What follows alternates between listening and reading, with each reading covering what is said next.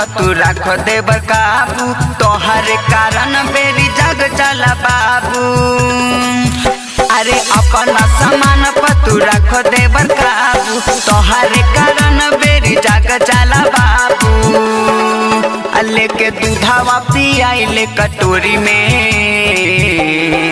हो जानी आलूआ तो ढूंढ तू बोरी में, पानी हाथा वाला गावना मचोली में। हो जानी आलूआ तो ढूंढ तू बोरी में, पानी हाथा वाला गावना मचोली में।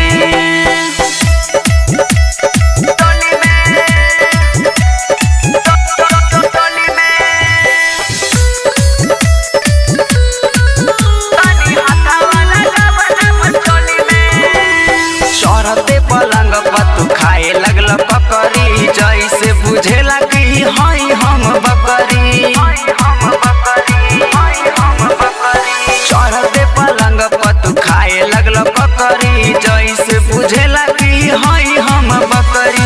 दिन पर दिन तोहर देवर बिगल जाला चाल हो, आवे तह भैया कुतारम तोर बुखार हो। तू गिराई देला भरल दूध कटोरी से, हो जानी आलूआ तो ढूंढ तू बोरी में, पानी हाथा वाला गावना मचोली में। हो जानी आलूआ तो ढूंढ तू बोरी में, पानी हाथा वाला गावना मचोली में।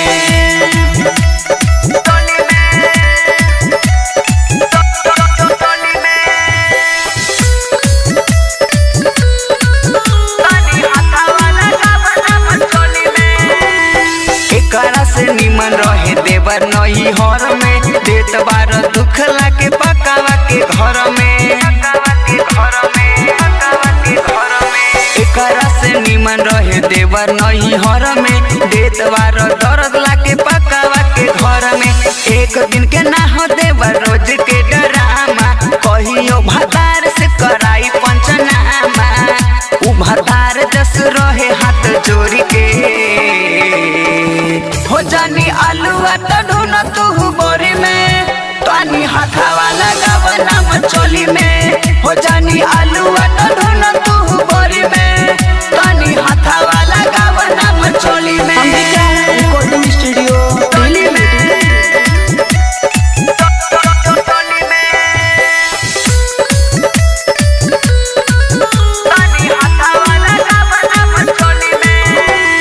दीदिया के देवरा मिलल झकास हो, नाम हवे वीर जस वीरंदर विकास हो। दीदिया के देवरा मिलल झकास हो, नाम हवे वीर जस वीरंदर विकास हो। राइटर सोही तू चलिया सुधार, रोजे रोजे इंजन में मोबिल जानी डाल। आ संगे घूमल छलो नैया के कोली में, हो जानी आलूआ तो ढूंढ तू बोरी में, पानी हाथा वाला